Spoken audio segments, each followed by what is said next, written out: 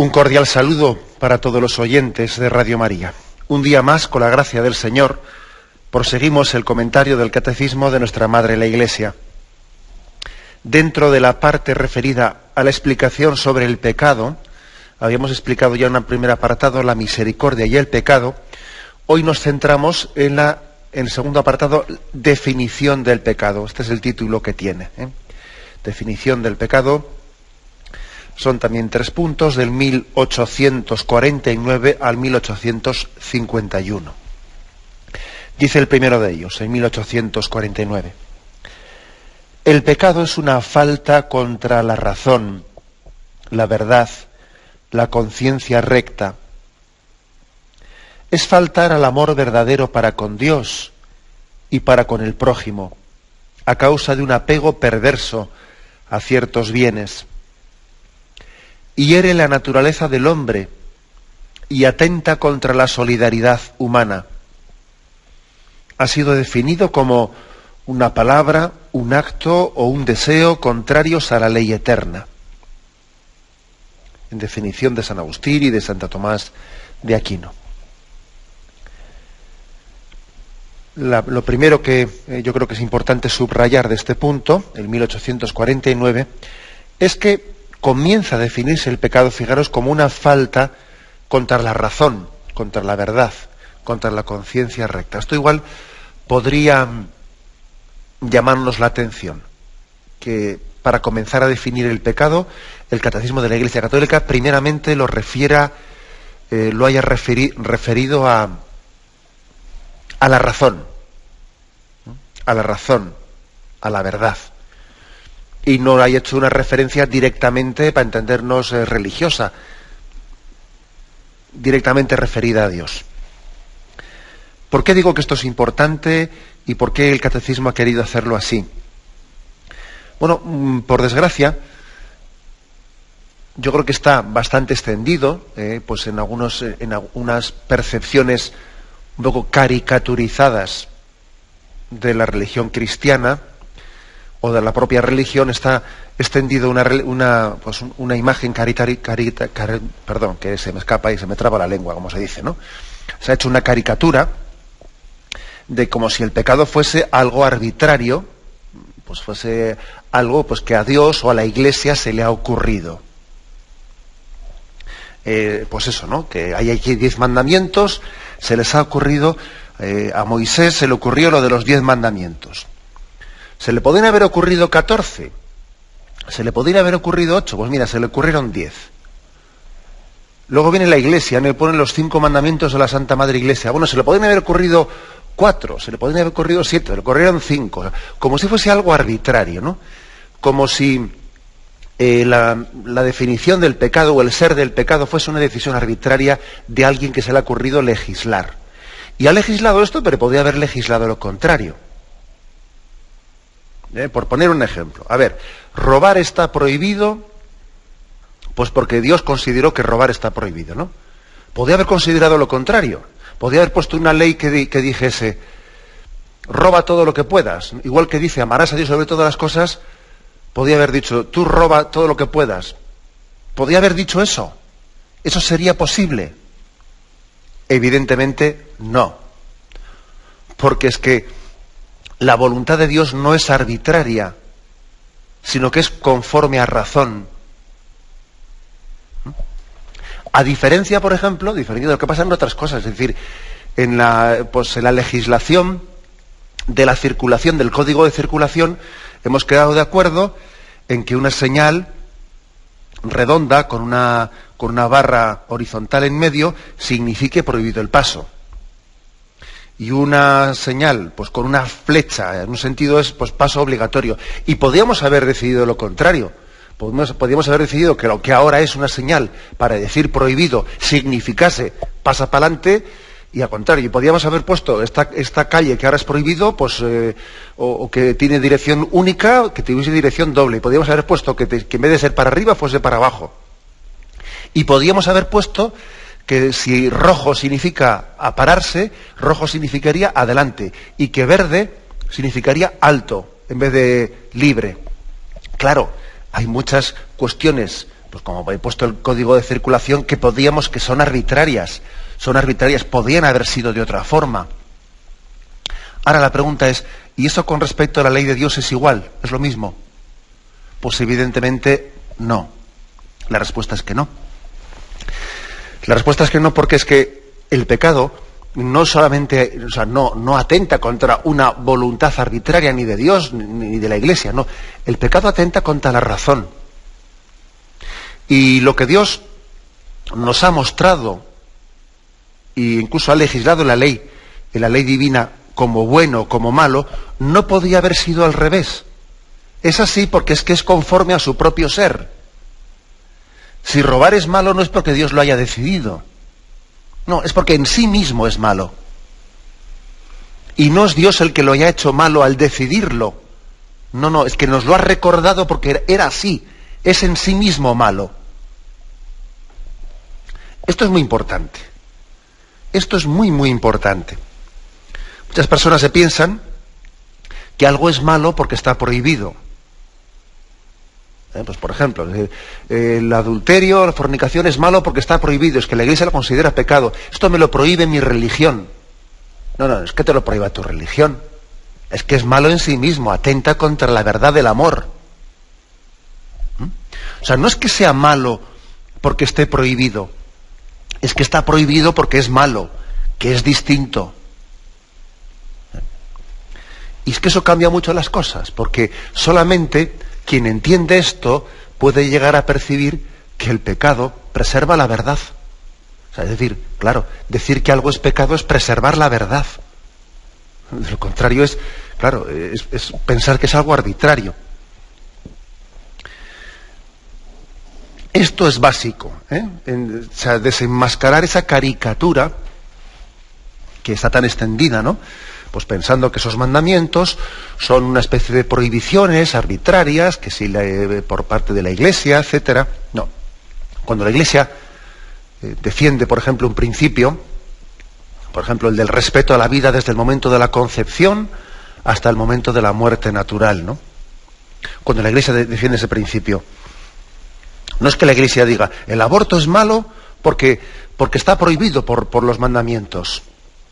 No, es que es al revés. Nosotros decimos, no, el quinto mandamiento prohíbe matar porque eso va en contra de la dignidad del hombre, que es distinto. Entonces hay personas que te dicen, no, es que claro, aquí vienen los cristianos y nos quieren imponer su moral católica. Pretenden que nosotros consideremos como delito lo que ellos consideran como pecado. ¿Es que usted se piensa acaso que yo entiendo por pecado un concepto arbitrario, ¿no? ¿O es que usted no se da cuenta que nosotros por pecado entendemos todo aquello que es contrario a la razón misma, a la verdad misma, al bien mismo del hombre? Claro, es que esto es fundamental, ¿no? De lo contrario hacemos una caricatura de lo que es el concepto de pecado y la misma moral cristiana. Por eso me parece importante que a la hora de definir el pecado, el catecismo de la Iglesia Católica haya empezado por aquí. El pecado es una falta contra la razón, contra la verdad, contra la conciencia recta. No hay pues una doble verdad, la verdad religiosa y la verdad racional, la verdad de fe y la verdad de razón. No, esa verdad no hay más que una, que puede ser percibida desde el punto de vista teológico, desde el punto de vista filosófico o racional, pero verdad no, o sea, no puede haber una doble verdad. ¿No? Claro. Eso es así de claro, ¿no? Esto es una de las cosas que el Papa Benedicto XVI subrayó, ¿no? Fundamentalmente, pues en aquel famoso discurso de Ratisbona, allí en su visita a Alemania, que tanta polémica suscitó, cuando él allí pues insistió en que la verdad religiosa no puede ser irracional. No puede ser irracional. Entonces, si hay una verdad religiosa que es irracional, es que no puede ser, es que es falsa. Eso que es así de claro, ¿no? Por lo tanto, el pecado es una falta contra la razón, contra la verdad, contra la conciencia recta. Lo de la conciencia recta, recordáis que aquí hemos tenido ocasión de explayarnos en capítulos anteriores en la explicación de qué es la conciencia. La conciencia dice recta, es decir, una conciencia no que ha caído en el subjetivismo, en el relativismo, sino una conciencia confrontada y conformada con la verdad. Una conciencia que no es un cajón desastre de subjetivismos, no, sino una conciencia que lo que hace es aplicar, ¿no?, a mi vida, pues una verdad objetiva que yo he recibido. Esta es la definición de partida, ¿no? Y aquí se subraya una cosa más, dice: hiere la naturaleza del hombre y atenta contra la solidaridad humana. Por lo tanto, el pecado, como es contrario a la razón, como es contrario al bien, al primero que hiere es al propio hombre. Te hiere a ti mismo. O sea, es decir, cuando alguien peca, ¿a quién le hace daño? En primer lugar, a ti mismo. A ti mismo, ¿no? Es como cuando alguien tira una piedra para arriba, ¿a quién le hace daño la piedra? A ti, porque te va a volver a la cabeza. La primera víctima del pecado eres tú mismo, el propio pecador. Nosotros, claro, solemos ver enseguida el pecado como algo que uno hace contra el prójimo, contra Dios, claro que sí. Pero también tiene esta dimensión, y hiere la naturaleza humana, porque es contrario a ti mismo, es contrario a la finalidad para la que has sido creado, es contra natura. Porque tu naturaleza tiene una vocación. Es como cuando un coche ha sido, salió de manos de su fabricante, de manos del ingeniero que lo diseñó, salió con con una finalidad concreta y determinada, ¿no? Si luego lo coge alguien y en vez de utilizarlo para esa finalidad para la que fue creado, pues lo fuerza, lo manipula, utiliza para lo que no es, claro, el coche hiere su propia naturaleza, su propio mecanismo. El pecado nos hace daño a nosotros mismos. Dice, hiere a la propia naturaleza, y añade también, y atenta contra la solidaridad humana. Porque es imposible que el hombre esté en paz consigo mismo si no está en paz con los demás. El hombre ha sido creado no como alguien, no como un ser individualista, ¿no?, sino que para estar en comunión. Entonces, cuando el hombre rompe la comunión con los demás, no puede estar en paz consigo mismo. Lo primero, cuando uno no está en paz consigo mismo, está en guerra con todos los que le rodean. Y segundo, si está en guerra con todos los que le rodean, no puede estar en paz consigo mismo. O sea que el pecado rompe también ese principio de solidaridad humana para el que hemos sido creados. Y por tanto, hiere tu naturaleza humana, ¿no? Sigue un paso más todavía. Y entonces dice aquí dentro de este primer punto, ¿no? Bueno, dice, es faltar al amor verdadero para con Dios y con el prójimo, ahora lo explicaremos. Dice, a causa de un apego perverso a ciertos bienes. O sea, es decir, aquí también se define el pecado como un apego perverso a ciertos bienes. Apegarse. Es decir, el hombre está llamado a amar todas las cosas. Dios creó el mundo y vio que era bueno. Y todo aquello que está creado en este mundo es bueno porque ha salido de las manos de Dios. Y tiene que ser amado por el hombre. Ahora, curiosamente nosotros distinguimos entre amar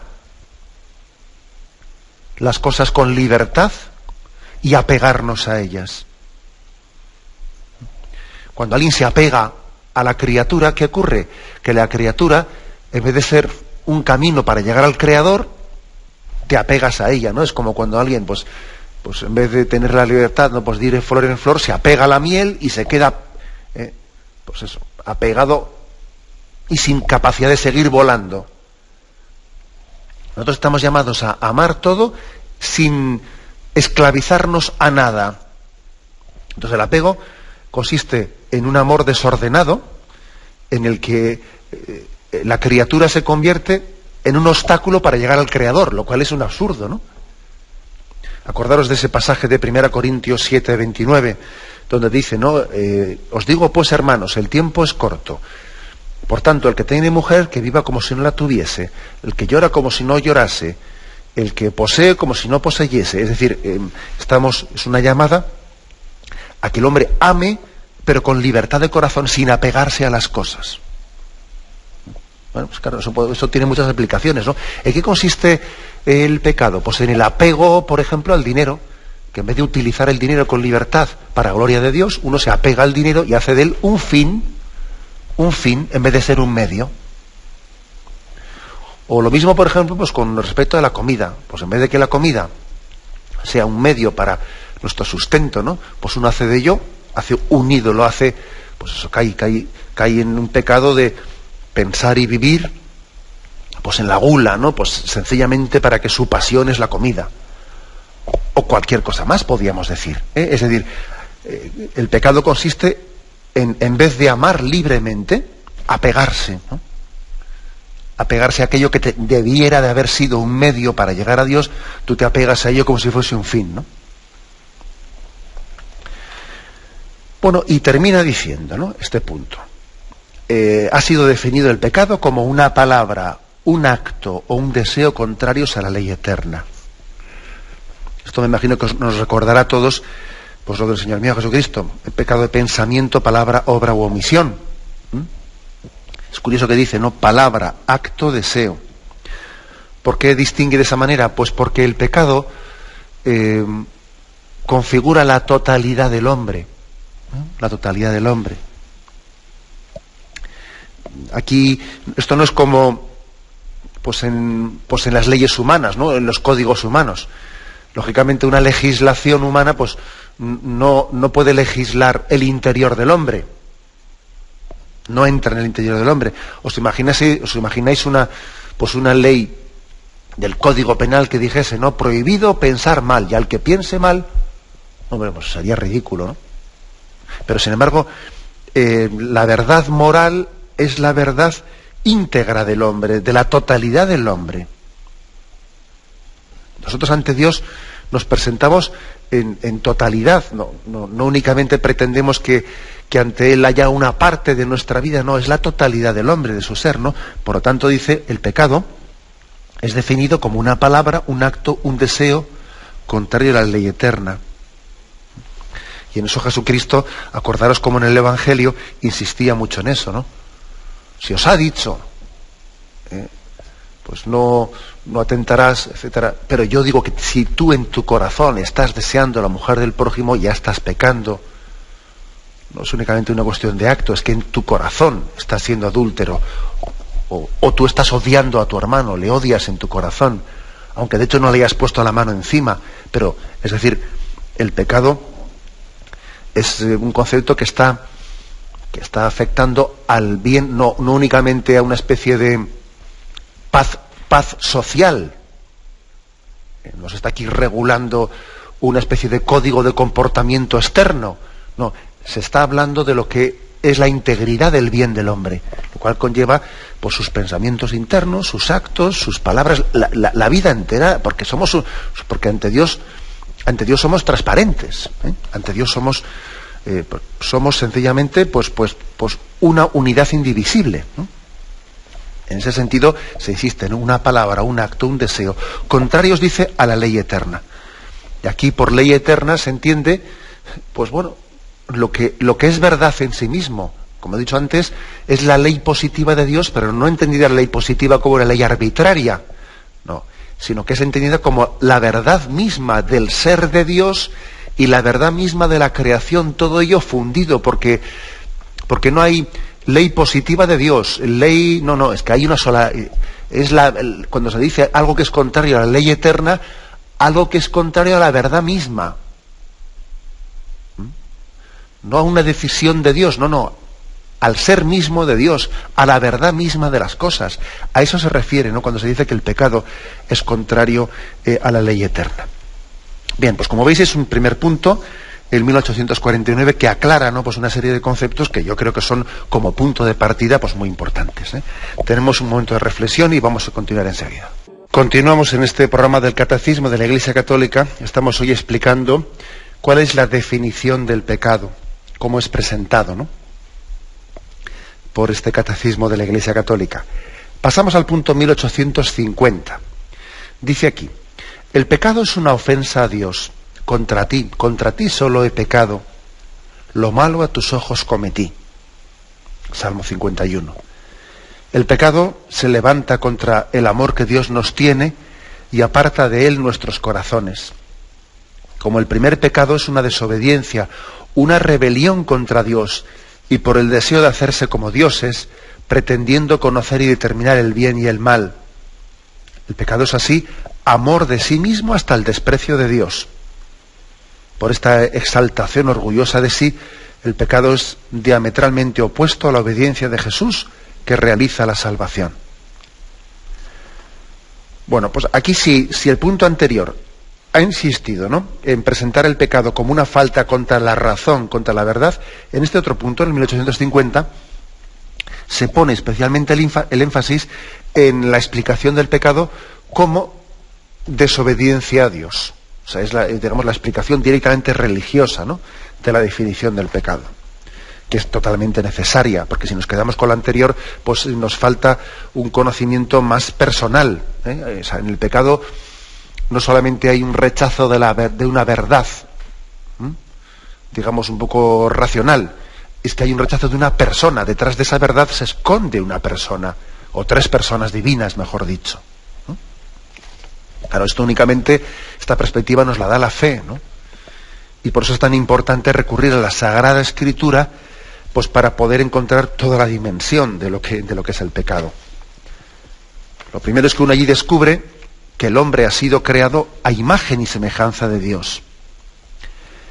Que el hombre ha sido creado para vivir en la intimidad de Dios. Hay una vocación concreta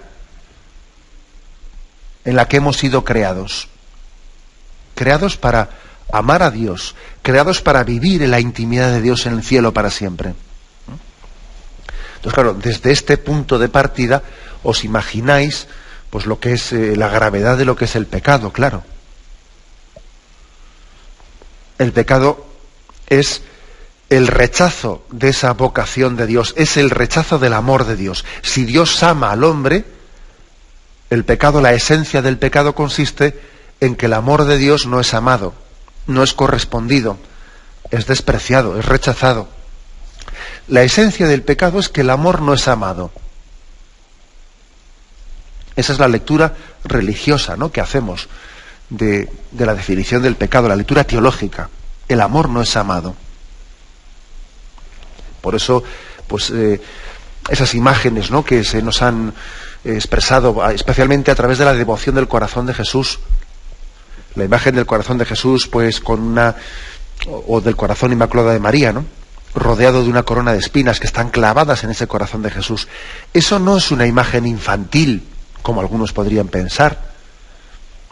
Es una imagen muy gráfica, muy pedagógica, para entender que el pecado del hombre es un desprecio del amor de Dios.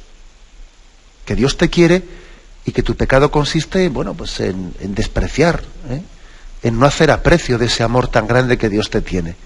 La imagen del corazón de Jesús, clavado por nuestras espinas, y cuando de pequeñitos nos decían, no, mira, tus pecados son como una espina que le clavas al corazón de Jesús, eso tengamos mucho cuidado, ¿no?, a veces de definirlo como infantilismo ni nada, porque no habrá otra imagen que sea más apropiada, ¿no?, o como otras imágenes que utiliza la Sagrada Escritura.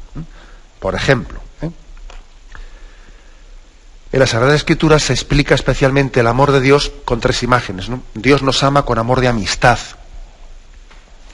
Dios nos ama con amor nupcial, con amor esponsal, ¿no? Dios nos ama con amor filial. Pues para acordaros, por ejemplo, ese pasaje de Juan 15, 13-15, ¿no? A vosotros no os llamo siervos, a vosotros os llamo amigos, porque el siervo no conoce, ¿no?, el amo no tiene intimidades con su siervo, pero a un amigo uno se lo cuenta todo. Yo a vosotros os llamo amigos porque todo lo que el Padre me ha transmitido, yo os lo he comunicado a vosotros. O sea, Jesús tiene con nosotros un amor de amistad. Por eso el pecado es una amistad traicionada. ¿Qué es el pecado? Una amistad traicionada. Ahí tienes el caso de Judas. Pero eres tú, mi amigo, mi confidente, en quien yo había puesto mi confianza. Eres tú el que me traicionas. Luego, pues una imagen muy bíblica y muy gráfica para entender qué es el pecado. El pecado es una amistad con Dios traicionada. Dios había puesto su confianza en nosotros y nosotros le traicionamos. Hay también otras imágenes que subrayan mucho que Dios nos quiere con amor esponsal, ¿no? Como el esposo ama a su esposa. Acordaros, por ejemplo, del Cantar de los Cantares, capítulo 2, cómo allí habla que Dios corteja a su esposa. Dios nos corteja. Yo te llevaré al desierto y Él nos enamorará. Dios enamora nuestra alma, ¿no? Bueno, pues, ¿qué es el pecado? El pecado es un amor infiel de una esposa a su esposo. Nosotros, esposa, ¿no? Esposa del Señor, somos infieles a Él, y ahí está el caso del profeta Oseas. Profeta Oseas, que él había sufrido la infidelidad de su mujer y por lo tanto le pareció a Yahvé que era el profeta oportuno para proclamar delante del pueblo cómo a Dios le duele el pecado de los hombres. Si a ti te duele el pecado de tu mujer que te es infiel y te humilla, así me duele a mí el pecado de este pueblo, que yo le he amado como un esposo ama a su esposa y me es infiel y se entrega a las criaturas olvidándose de su esposo, ¿no? O sea que Dios nos quiere con amor esponsal y nuestro pecado es una infidelidad a ese amor esponsal. La tercera imagen, Dios nos quiere con amor filial, como un padre, como una madre quiere y ama a su hijo. ¿Es que puede una madre olvidarse del hijo de sus entrañas? Dice en Isaías 49:14. ¿Es que puede una madre hacer tal cosa? Pues aunque eso ocurriese, yo no me olvidaré de ti. Dios nos quiere con ese amor paterno-filial o materno-filial. Y entonces, ¿en qué consiste el pecado? El pecado consiste en la rebelión del hijo frente al padre y a la madre. Es la historia del hijo pródigo, de quien no se deja querer por su padre, de quien piensa que él va a ser más feliz sin padre y sin madre. O sea que entender qué es el pecado en esa visión teológica del pecado supone partir de que Dios nos ama entrañablemente, ¿no? Con amor de amistad, con amor esponsal, con amor paterno-filial, y nosotros, pues bueno, pues no apreciamos el amor de Dios, no lo apreciamos, ¿no? El amor no es amado. Sabemos muy bien, pues eso, que tenemos mucha experiencia en la vida de que muchas veces no apreciamos los tesoros que tenemos, ¿no? Y no nos dejamos querer, no nos dejamos amar, ¿no? Ese es el drama del pecado. Ese es el drama teológico del pecado, ¿no? En el que aquí tanto se subraya. Por eso dice que el pecado se levanta contra el amor de Dios. Se levanta contra el amor de Dios. Es una desobediencia, rebelión contra Dios, pretender hacerse como dioses. Insiste aquí en Génesis 3:5, como el hombre pensó que él sin Dios iba a ser más feliz. Como diciendo, sí, claro, Dios me quiere mucho, pero me ata mucho. Claro, porque cuando tú entras en una relación de amor, esa relación de amor te ata. Ah, claro que te ata. Eso también ocurre en los matrimonios, ¿no? Hay personas que son infieles en su matrimonio, pues porque les parece que les ata mucho ser fieles a su mujer. Y entonces, como son un poco cabra montesa, pues se piensan que van a ser más felices sin esa atadura. Y es ahí donde son totalmente engañados, claro. O hay personas que son infieles, ¿no? Rompen con su amistad porque les parece que ser amigo de alguien es atarse mucho a él, y entonces pues prefieren no atarse a nadie y traicionan esa amistad de su amigo. Claro, sí, por supuesto que toda amistad también consiste en te ata, pero es que es una atadura de bien. Hay que atarse al bien, no hay que atarse al mal. Todo amor exige compromiso. Entonces, el pecado de Adán y Eva consistió en que ellos pensaban que en ese amor que Dios les tenía en el paraíso, ¿no? Que Dios les ataba, o sea, que Dios les quitaba libertad. que Dios en ese amor, en ese te quiero y déjate querer, y corresponde también a este amor, pues bueno, pues pensaban que eso les quitaba libertad y que les impedía, ¿no? Pues su plenitud, ¿no? Ese fue el gran engaño, ¿no? El gran engaño, pues es lo mismo que la parábola del hijo pródigo. Pues es que el hijo que se marchó de casa pensaba que su padre no le dejaba a él desarrollarse. Y ese fue su gran engaño, ¿no? La soberbia de pensar de que a mí esa relación de amor que tengo con Dios me impide desarrollarme, me impide ser yo mismo, y entonces uno cae en la tentación soberbia de pensar que por su camino él va a ser más feliz que estando con Dios.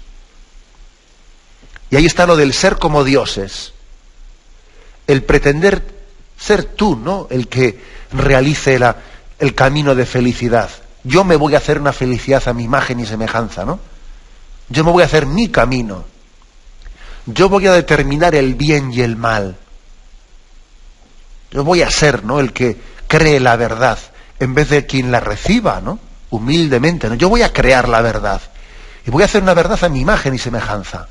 Seréis como dioses en el pretendiendo conocer y determinar el bien y el mal. Ese es el gran engaño, ¿no?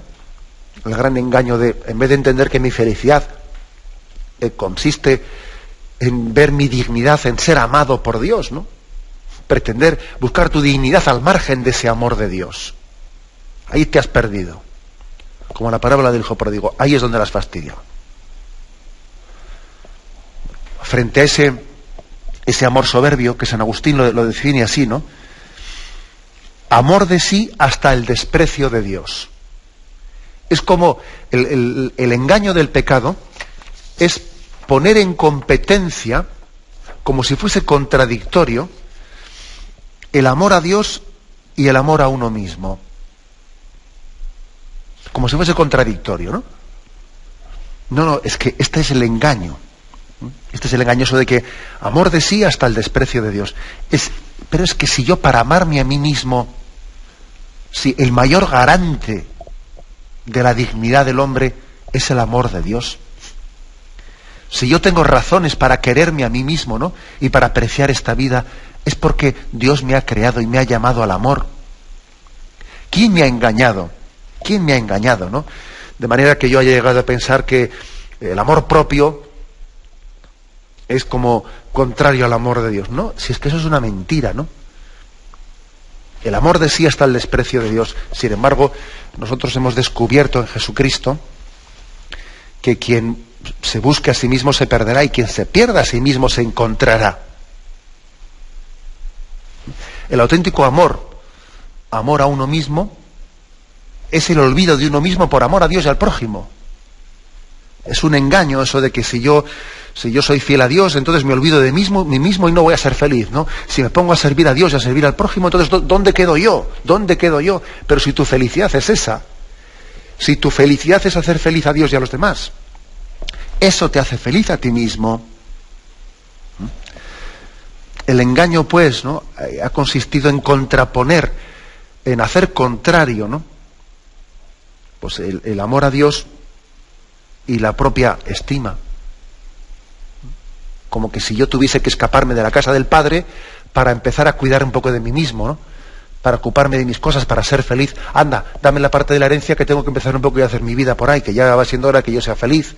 Ah, bueno, ¿es que no lo eras hasta ahora o qué? Esta es la clave. Es decir, el pecado consiste en rechazar el amor de Dios y en pensar que yo tengo que buscar mi camino al margen de Dios. Es el amor a ti mismo al margen de Dios, incluso en el desprecio del amor de Dios. Una exaltación, dice, orgullosa de ti mismo. Frente a esto está, pues, la enseñanza que nos da el Señor. Pero bien, como nos hemos extendido bastante antes de entrar en este punto, tenemos un momento de reflexión y continuaremos enseguida. Continuamos en este programa del Catecismo de la Iglesia Católica. Continuamos en la explicación del punto 1850 dentro de este apartado definición del pecado. Y después de haber dicho cómo el pecado pues es una rebelión soberbia, es una especie de amor de sí, despreciando a Dios, en vez de caer en cuenta que nosotros lo que somos, ¿no? Lo que somos pues somos fruto del amor de Dios, ¿no? Y que por tanto la propia felicidad consiste en recibir ese amor, ¿no? Y devolver al amor con el amor. Bueno, pues que la esencia del pecado es una exaltación orgullosa de nosotros mismos, o soberbia, es un pretender vivir tu vida al margen del amor en el que has sido creado. Bueno, pues nos dice, al final de este punto, que el pecado ha sido redimido por Jesucristo en un ejemplo de obediencia. Si el pecado es desobediencia, es soberbia, la redención de Jesucristo es humildad, es sometimiento, es amor.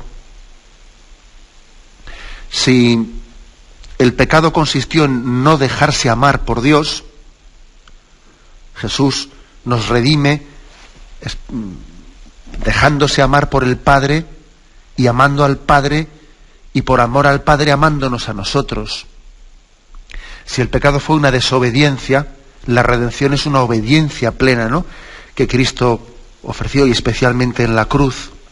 Por eso aquí se nos remite a Filipenses 2, versículos del 6 al 9, y dice: tened entre vosotros los mismos sentimientos de Cristo, el cual, siendo de condición divina, no hizo alarde de su categoría de Dios, sino que se despojó de sí mismo, tomando condición de siervo, haciéndose semejante a los hombres, y apareciendo en su porte como hombre, y se humilló a sí mismo, obedeciendo hasta la muerte y muerte de cruz, por lo cual Dios le exaltó y le otorgó el nombre que está sobre todo nombre, para que al nombre de Jesús toda rodilla se doble en los cielos, en la tierra, en el abismo, y toda lengua proclame: Jesucristo es Señor, para gloria de Dios Padre.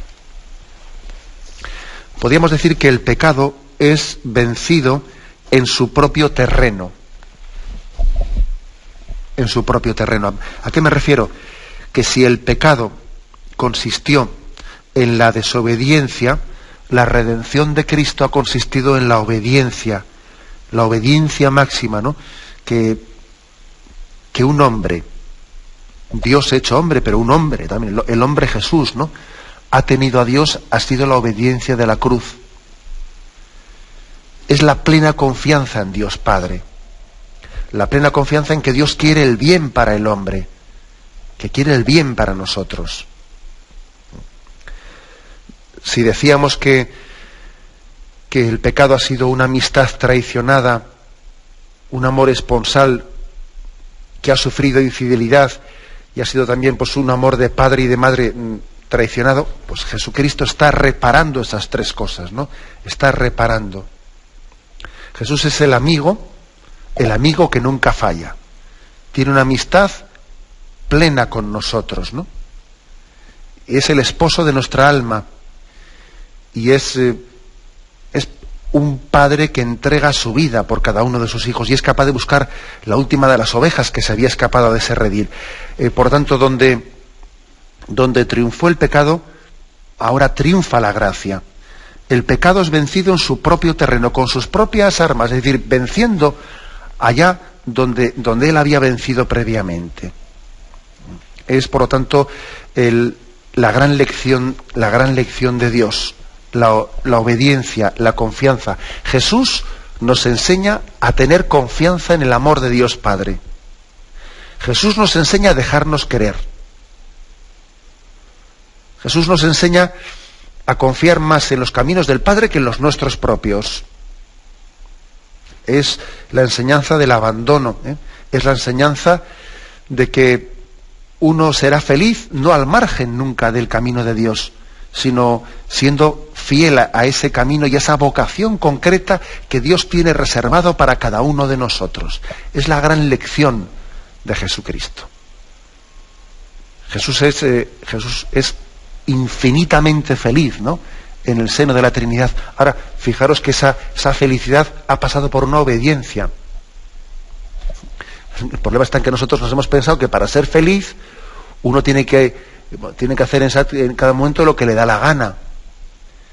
Y no nos damos cuenta de que la felicidad supone fidelidad, y no hay felicidad sin fidelidad, ¿eh? Y no es un juego de palabras, es la realidad. Jesús nos enseña, en la fidelidad está la felicidad.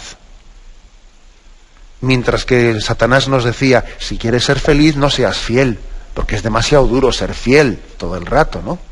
Rompe la fidelidad para la felicidad. Y Jesús viene a redimir eso. Y dice, no, solamente en la fidelidad serás feliz. Por eso Jesús vence al pecado en su propio terreno. El mismo terreno donde él antes nos había vencido, él resulta vencedor. Bien, continuaremos porque todavía nos falta un punto más para concluir este apartado de la definición del pecado. Hoy nos quedamos en estos dos, el punto 1849 y 1850. Me despido con la bendición de Dios Todopoderoso. Padre, Hijo y Espíritu Santo, descienda sobre vosotros. Alabado sea Jesucristo.